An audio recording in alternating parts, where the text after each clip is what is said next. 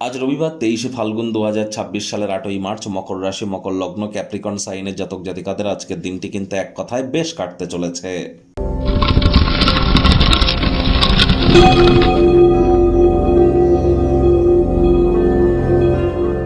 ভিডিওটির শুরুতেই আপনাদের সকলকে রাজযোগ চ্যানেলের তরফ থেকে ইন্টারন্যাশনাল উমেন ডে অর্থাৎ আন্তর্জাতিক মহিলা দিবসের হার্দিক শুভেচ্ছা ও অভিনন্দন রইল।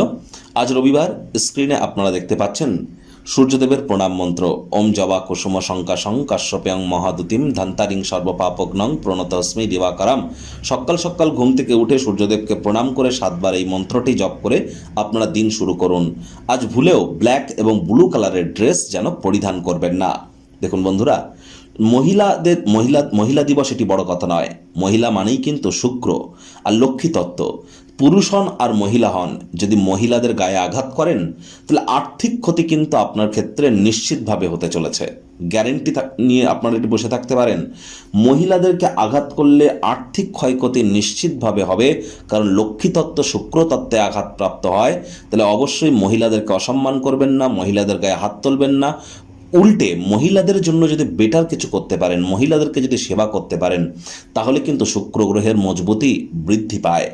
5 বছরের নিচে কোনো কন্যা সন্তানকে যদি আপনারা সেবা করতে পারেন, তাদেরকে যদি কোনো কিছু গিফট দিতে পারেন, বুধের মজবুতি কিন্তু বৃদ্ধি পায়। তাহলে অবশ্যই মহিলাদেরকে সম্মান করুন। আর শুক্র কিন্তু এখন বর্তমানে 26 তারিখ পর্যন্ত উচ্চস্থ আছে। শুক্রের কৃপা আমাদের প্রত্যেকের উপরেই বর্ষিত হচ্ছে। আর যারা বিশেষ করে মহিলাদেরকে অসম্মান করছেন, এই কৃপা থেকে আপনারা কিন্তু বঞ্চিত হতেই পারেন। ভাগ্য মিটার আজ আপনাদের বলছে 8 আউট অফ 10 ভাগ্য আপনাদের অনুকূলেই থাকবে। কায়িক পরিশ্রম হলেও শরীর মনে সতেজতা এবং তরতাজাই আপনারা অনুভব করবেন। দীর্ঘদিনের পুরনো রোগশোক অসুস্থতা থেকে আজ মুক্তি প্রাপ্তি করবার দিন, পরিত্রাণ প্রাপ্তি করবার দিন। আপনার মনকে ভালোবাসা, আশা, বিশ্বাস, সহানুভূতি, আশাবাদ, বিশ্বস্ততার মতো ইতিবাচক অনুভূতিগুলি গ্রহণে উৎসাহিত করবার চেষ্টা করুন। কায়িক পরিশ্রম হলেও দেখবেন শরীর মনে সতেজতা এবং তরতাজাই আপনারা অনুভব করবেন। অর্থগত ব্যাপারে আয় ইনকাম বাড়বে। নতুন উদ্যোগ পরিকল্পনার পাশাপাশি নতুন নির্মাণ কার্যের শুরুয়াতও আজ করা যেতেই পারে।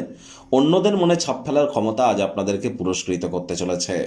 চাকরিজীবীদের অফিসের পরিবেশ এক প্রকার বেশ। বস কলিগদের সাথে ভাব ভালোবাসা বাড়বে, কর্মে গতি অনুভব করবেন।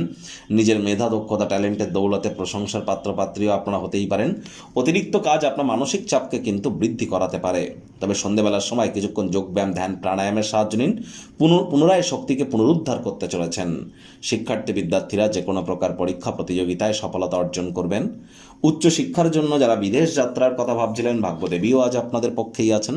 সন্তান সন্ততি থেকে থাকলে তারাও তাদের কৃতিত্বের দ্বারা আপনাদেরকে গর্বিত অনুভব করাবে। হাউসওয়াইফদের জন্য দিনটি এক প্রকার বেশ। প্রেমিক প্রেমিকা, স্বামী স্ত্রী দিনটিকে যতটা সম্ভব রোম্যান্টিক করে তোলা যায় সেই প্রচেষ্টাই আপনাদের জারি রাখা উচিত।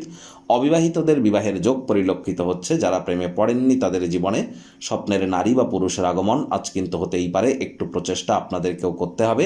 শত্রুপক্ষ, বিরোধী পক্ষ আজ কিন্তু খুব একটি শক্তিশালী থাকছে না।